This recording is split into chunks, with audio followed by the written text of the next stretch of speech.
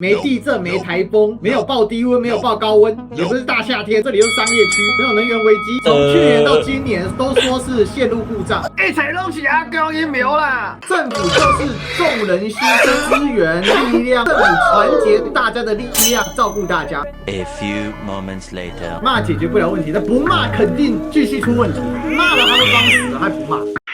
我太难了。到底要涨到什么时候？台电的亏损越来越巨大，国际能源一直在上涨，现在的薪水到底还够不够用 later， 台北中山区现行首都以国父之名取的区，你这打仗吗？有什么好打的？停3个小时掉电，百姓为什么要承受？全公司都下班了，今天有什么生产力？这算人民的是怎样？经济部你好意思？你台电你好意思？还敢跟我要便宜？错误的能源政策就是会停电。Ladies and gentlemen, welcome the host. 今年是物价沸腾最厉害的一年，连三涨，2023年的2月用特别预算又加了500亿，在2024年的2月又增加1000亿，这3次拨补了3000亿给台电，这是谁的钱？人民的纳税钱。现在又讲，你再不给我钱，不给我拨补，我的亏损会破5300亿，是威胁人民吗？虽然说不调民生电费，可是他去调工业电费，超市动涨，电价如果调整会影响最少。原来台电是调整14%，最后委员会平均调12.5%。因为我们很多都已经动涨哦，应该是没有什么影响。你调工业电费，所有的物价就会跟着一起涨嘛。对，这跑不掉了。然后国际的这些燃料也跟着一起上涨，我们98%点多是靠燃煤跟天然气，对，还有其他重油。你98%点多的能源是靠外来的这一些能源。那请问一下，国际的物价一波动，那你不跟着死啊？所以我觉得这才是对现在台湾人最关注的事情，到底要涨到什么时候？我现在的薪水到底还够不够用？赖清德如果继续要这样硬凹，就是去凹在野党，你不给我台电补贴，我就涨给你看，而过错归在野党身上。我的建议是在野党就是硬给他干到底，就是不让他补贴，你就让他去涨电价，你就涨啊，因为要让民众知道，因为你们支持了民进党这种错误的能源政策，才造成今天要涨电价的后果。未来台电的价格会越来越高，不要轻易的放弃核能。消费者升上来，对于这个最后由全民买单，这是必然的，这个也是造成通膨压力的主要因素。经营压力自然是更是雪上加霜啦。能够分配给员工的一个报酬，给股东的鼓励呢，也会缩水，民间消费的力道呢，也会产生一些冲击。台电的亏损越来越巨大，国际的能源一直在上涨啊。台电现在的做法是非常奥妙的，他死不承认缺电嘛，所以每一次缺电的时候，他怎么做？他就去跟民间买电，一度12块、13块这种超贵的价钱去跟他买，然后卖你一度5块、6块，跟我买多少我就贴多少回去给你。哇，他不但没赚到那个电，他还倒贴了一样的电再回去。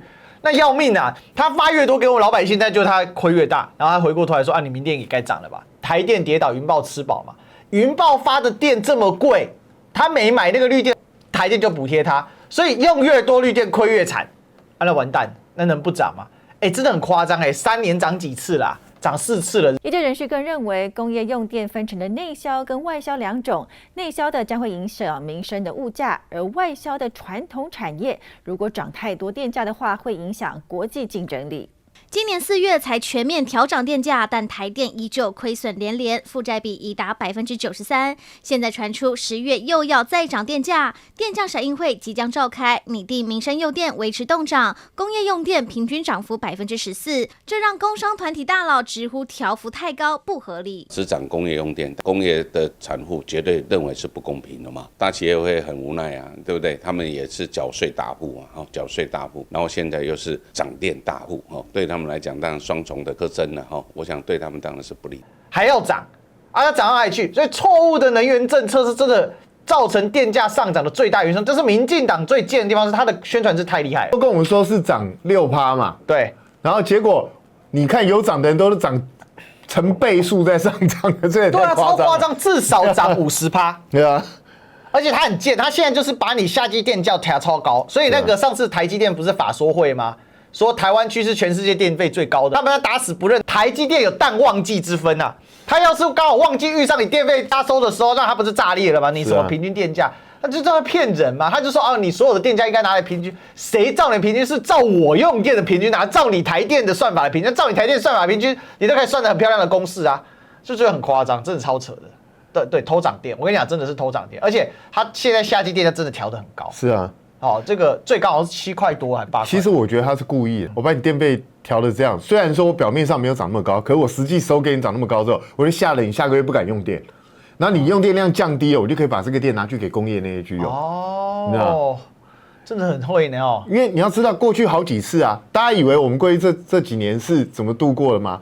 每一次只要到夏季这种或是这种尖峰时间用电量飙高的时候，王美花就到处打电话拜托工厂，你们可不可以暂时先停工？才这样把它顶下来了。所以台湾其实现在处在一个非常危险的一个状态，用电这么不稳定，你还拼命涨我电费，你真的活见鬼了。而行政院已拍板113年追加预算拨补台电1000亿元，用于补贴民生用电。但由于立法院还没点头，赶不及在电价审议会召开前拍板，因此产业界也希望立法院顺利通过拨补预算，让下半年的民生和工业电价动涨。这不是会员直播啊，这是一般直播播不了会员直播啊，停电了啊！如果没有 LED 台灯的话，那根本就 GG， 你知道吗？真会生气耶！就要10点49，超级无敌傻眼的啊，无预警的，完全无预警的，说线路坏掉。本公司接获民众于113年11月6号19点48分通报之停电，现在抢修中。停电原因线路设备故障，复电时间为11月6号22点49分。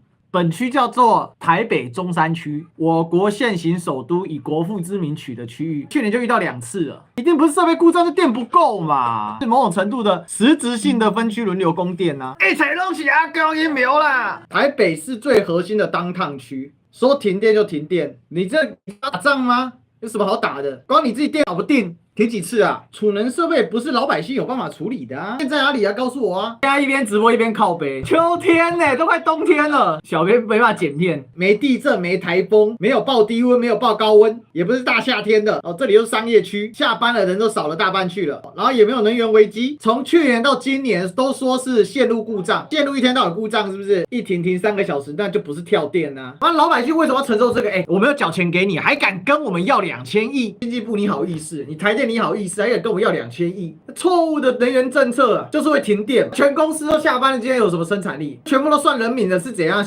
政府就是众人牺牲一些资源、力量或者各方面的，组成一个政府团结大家的力量来去照顾大家。然后在这当中，管理者作为资源调配者，他有额外的资源出现，停了1个小时又40分钟，骂解决不了问题，那不骂肯定继续出问题，骂了他都装死了还不骂，没有人首都地区核心的核心，然后去年停2次，今年这个时间点，明天就立冬还可以停1次，真的要麻烦强哥那边好好处理一下。